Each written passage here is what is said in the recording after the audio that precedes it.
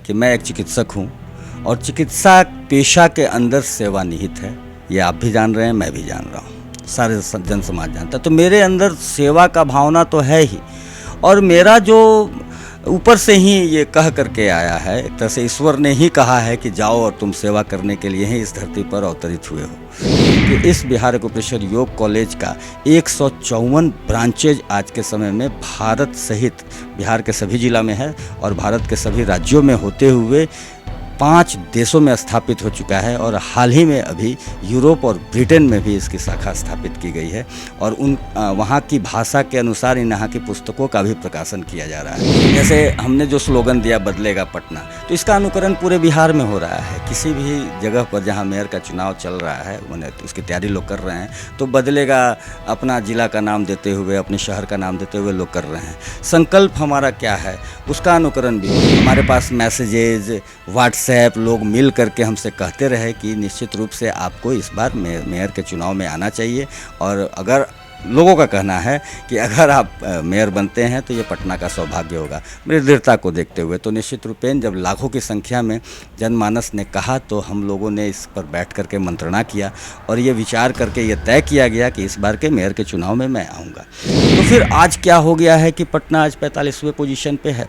तो उस 45वें पोजीशन पर होने का तो कोई सवाल ही नहीं पैदा लेता है। पटना को पुनः नंबर 1 बनाने का कार्य किया जाएगा, वो मैं पहले भी बोल चुका हूँ और दृढ़ संकल्पित हूँ उसके लिए। तो उसके लिए जितने भी कार्य करने ही अच्छे शहर, बड़े शहर सहित विश्व के लोग निश्चित रूप से पटना को देखते हुए कहेंगे कि वाह, क्या पटना है, क्या सुंदर पटना है, क्या स्वच्छ पटना है। निश्चित रूप से पटना बदले। नमस्कार, आप देख रहे हैं न्यूज़ फाउंडेशन और मैं हूं सांत्वना आपके साथ। और इस वक्त हम पटना के भावी मेयर प्रत्याशी डॉक्टर अजय प्रकाश जी के साथ हैं और इनके द्वारा संपूर्ण भारत में एक्यूप्रेशर चिकित्सा शिविर का आयोजन किया जा रहा है। और ये शिविर कई मायनों में खास है। खास इसीलिए भी क्योंकि 1000 से ऊपर शिविर एक साथ लगाए जा रहे हैं। इसकी शुरुआत 11 मई से हो चुकी है, जो कि 25 मई को संपन्न होगी।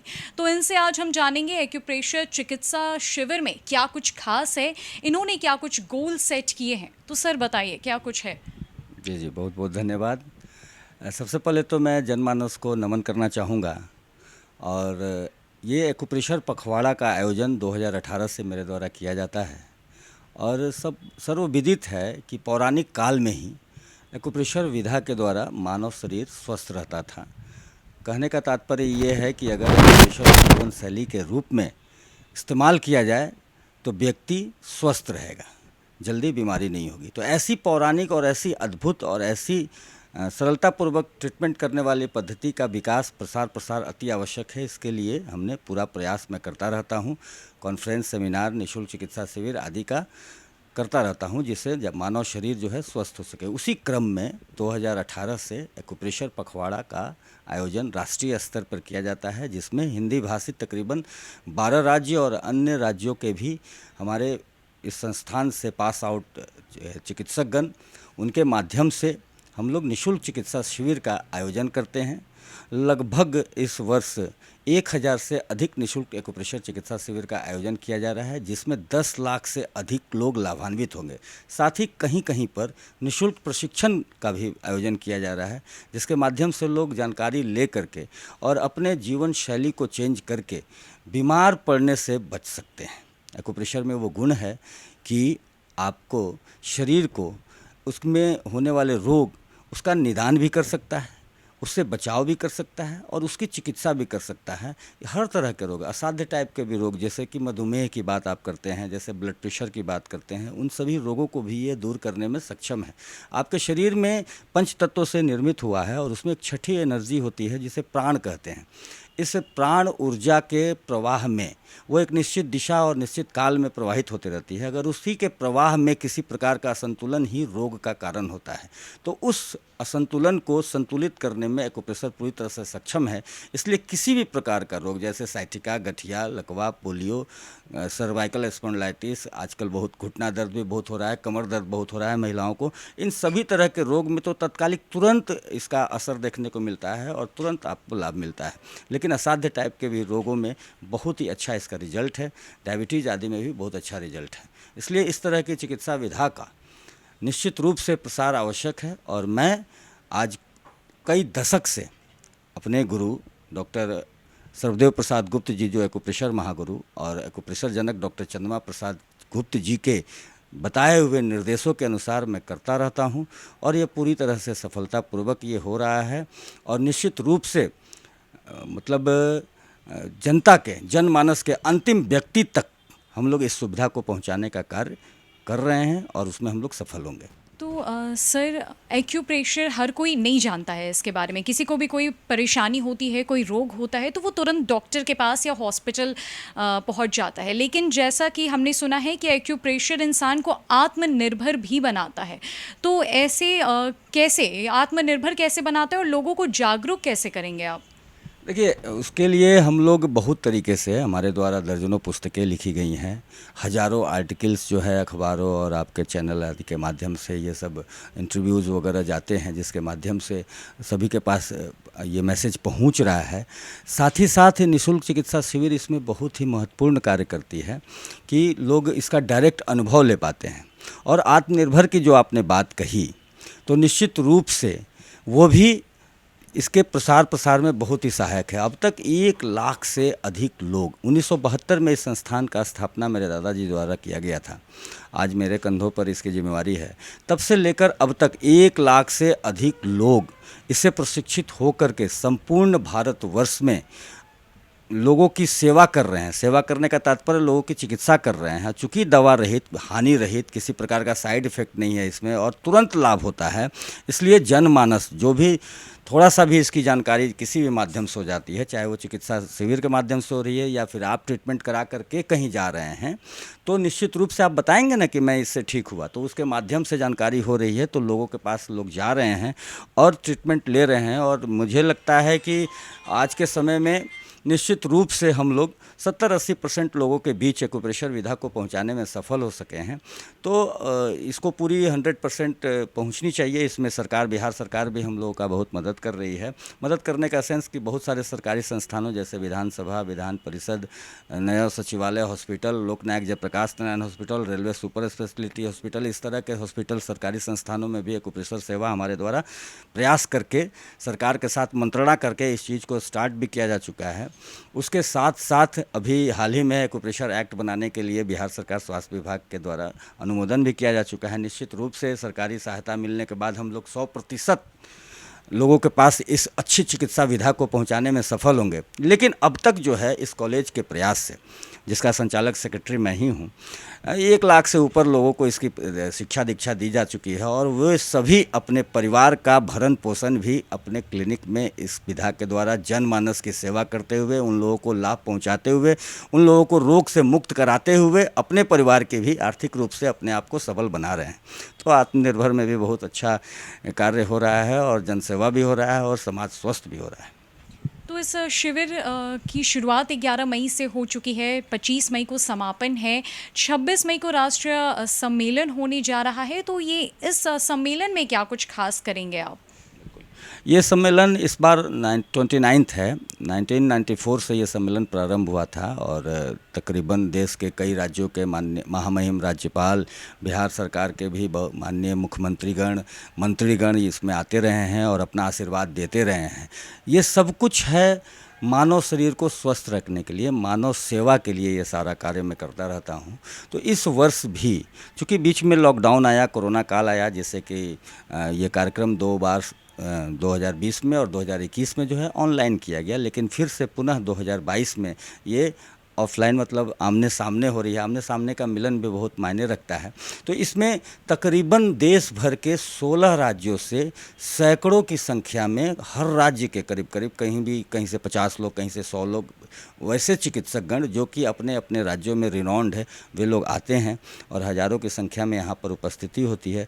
तो उस सम्मेलन का आयोजन इस वर्ष भी यहाँ पटना में किया जा रहा है, जिसमें बिहार सरकार के माननीय मंत्रीगण, उप मुख्यमंत्रीगण आदि ने इसमें आने की सहमति भी दी है। उसके साथ साथ न्यायमूर्ति, शिक्षाविद और प्रख्यात चिकित्सकों की भी उपस्थिति रहती है यहाँ पटना की भी। साथ साथ पूरे भारतवर्ष के एक्यूप्रेशर के माने हुए विशेषज्ञों की उपस्थिति होती है, जिसमें एक हमारी नई पुस्तक आ रही है, उस पुस्तक का विमोचन भी होना है, स्मारिका का विमोचन होना है और एक सेतु निर्माण करने का कार्य किया जाएगा कि एक्यूप्रेशर विधा को किस प्रकार हम लोग अंतिम व्यक्ति तक, मतलब इस दुनिया में जो अंतिम व्यक्ति हैं उन तक पहुंचाने का कार्य किया जाए। ये जानकर बड़ा अच्छा लगेगा आपको कि इस बिहार एक्यूप्रेशर योग कॉलेज का 154 ब्रांचेज आज के समय में भारत सहित बिहार के सभी जिला में है और भारत के सभी राज्यों में होते हुए 5 देशों में स्थापित हो चुका है और हाल ही में अभी यूरोप और ब्रिटेन में भी इसकी शाखा स्थापित की गई है और वहाँ की भाषा के अनुसार इन यहाँ की पुस्तकों का भी प्रकाशन किया जा रहा है। कहने का तात्पर्य है कि हम लोग निश्चित रूप से, बिहार जो है वो ज्ञान की धरती रही है और पौराणिक काल में भी चिकित्सा विज्ञान, अर्थ विज्ञान, गणित विज्ञान, युद्ध विज्ञान, हर तरह का विज्ञान जो है वो बिहार से ही निकला है। उसमें एक्यूप्रेशर विज्ञान भी बिहार से निकला है। चूँकि भगवान धन्वंतरी ने कहा है कि स्वेदन, स्नेहन और शिराभेदन सारी चिकित्सा पद्धतियों के समान अकेले है, ऐसा सुश्रुत संहिता में महर्षि सुश्रुत ने लिखा है और महर्षि सुश्रुत बिहार के हैं। तो पौराणिक काल में भी यह चिकित्सा विधा एक्यूप्रेशर, जिसे मर्मदाव योग भी कहते हैं, इस विधा का प्रसार बिहार से ही हुआ, लेकिन बीच में किसी कारणवश लुप्त हुआ। लेकिन पुनः एक्यूप्रेशर जनक डॉक्टर चंद्रमा प्रसाद गुप्त जी के द्वारा 1972 में साधु महात्माओं के द्वारा उन्हें प्राप्त हुआ, जो कि एक एलोपैथ के एमिनेंट चिकित्सक थे और उनके द्वारा ये प्रसार शुरू होते हुए आज हम लोग इस संस्थान के माध्यम से पूरे वर्ल्ड में प्रसारित करने का कार्य कर रहे हैं। आज 7 देशों में इसका ब्रांच भी खुल चुका है। पखवाड़ा का भी आयोजन वहाँ हो रहा है और वहाँ के भी लोग इस सम्मेलन में उपस्थित होते हैं। भारत के सभी राज्यों सहित विदेश के भी कुछ लोग आते हैं, लेकिन इसका नाम राष्ट्रीय एक्यूप्रेशर योग सम्मेलन कहा जाता है और ये प्रतिवर्ष होता है। इस बार 29वां है। बहुत सारी बातें, बहुत सारा रिसर्च पेपर, जो नए नए शोध होते हैं उन सबों की भी प्रस्तुति होती है और एक दूसरे से मिल करके उसमें नए नए जो भी रिसर्च हुए रहते हैं उसका बांटने का काम किया जाता है, जिससे कि जनमानस को किस प्रकार स्वस्थ और अच्छे ढंग से रखा जा सके, इसकी तैयारी की जाती है। आप इतना कुछ कर रहे हैं समाज के लिए, मानव हित के लिए। ये शिविर की बात हुई, एक बहुत बड़ी उपलब्धि भी है। लेकिन अब बात करेंगे, चूँकि आप पटना के मेयर प्रत्याशी भी हैं, नगर निकाय के चुनाव कभी भी हो सकते हैं, हालांकि तिथि की घोषणा नहीं हुई है। इस पर आप क्या कुछ कहेंगे और इस पर आपकी क्या कुछ राय है, क्या कुछ तैयारी है, उस पर बात कीजिए। देखिए, पहले भी मैं इस विषय पर कई सारी बातें बता चुका हूँ। सीधी सी बात है कि मैं एक चिकित्सक हूँ और चिकित्सा पेशा के अंदर सेवा निहित है। ये आप भी जान रहे हैं, मैं भी जान रहा हूँ, सारे जन समाज जानता है। तो मेरे अंदर सेवा का भावना तो है ही और मेरा जो ऊपर से ही ये कह करके आया है, एक तरह से ईश्वर ने ही कहा है कि जाओ और तुम सेवा करने के लिए ही इस धरती पर अवतरित हुए हो। तो निश्चित रूप से मैं राजनीति को भी सेवा ही मानता हूँ। मैं एक चिकित्सक के दायित्व में भी रहा, मैं एक शिक्षण संचालक के दायित्व में भी हूँ और आयुष मंत्रालय में भी बिहार के सभी आयुष के चिकित्सकों के वोट से मैं जीत करके गया आयुष मंत्रालय में, वहाँ भी मैंने सेवा दी है। तो मैं जब भी जिस दायित्व में रहा हूँ उस दायित्व का निर्वहन बहुत ही दृढ़ता के साथ और सबके बीच सामंजस्य बैठा करके करने का कार्य किया है, जिससे कि जो हमसे नज़दीक के लोग हैं उन लोगों के द्वारा जो है ये चीज़ अच्छे ढंग से जाना गया। तो पिछले मतलब एक तरह से कह सकते हैं कि पिछले वर्ष से ही हमारे पास मैसेजेज, व्हाट्सएप, लोग मिल करके हमसे कहते रहे कि निश्चित रूप से आपको इस बार मेयर के चुनाव में आना चाहिए और अगर लोगों का कहना है कि अगर आप मेयर बनते हैं तो ये पटना का सौभाग्य होगा। मेरी दृढ़ता को देखते हुए तो निश्चित रूपेण जब लाखों की संख्या में जनमानस ने कहा तो हम लोगों ने इस पर बैठ करके मंत्रणा किया और ये विचार करके ये तय किया गया कि इस बार के मेयर के चुनाव में मैं आऊँगा। तो मेयर के चुनाव में आने के बाद निश्चित रूप से पटना बदलने का कार्य किया जाएगा, पटना को नंबर 1 बनाने का कार्य किया जाएगा। मैंने पहले भी बताया कि बिहार जो है भारत को विश्व गुरु कहा जाता है तो उसके मूल में बिहार है और उसके मूल में पाटलिपुत्र है। यहीं के चंद्रगुप्त हैं, यहीं के सम्राट अशोक हैं, यहीं के चाणक्य हैं, यहीं के आर्यभट्ट हैं और यहीं के सुश्रुत हैं। तो फिर आज क्या हो गया है कि पटना आज 45वें पोजीशन पे है।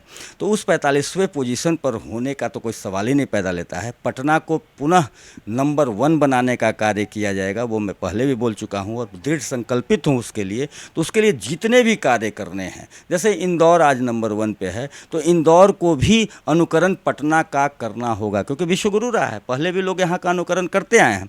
तो आगे भी पटना का अनुकरण करना होगा, पटना को इस लेवल का बनाना होगा। तो अभी आप देख रहे हैं कि जैसे हमने जो स्लोगन दिया बदलेगा पटना, तो इसका अनुकरण पूरे बिहार में हो रहा है। किसी भी जगह पर जहां मेयर का चुनाव चल रहा है, उन्हें उसकी तैयारी लोग कर रहे हैं, तो बदलेगा अपना ज़िला का नाम देते हुए, अपने शहर का नाम देते हुए लोग कर रहे हैं। संकल्प हमारा क्या है, उसका अनुकरण भी हो रहा है। हमने जो जो पहले बताया कि नंबर 1 पटना का बनाना है, तो उसका सर्वेक्षण भी प्रारंभ हो गया।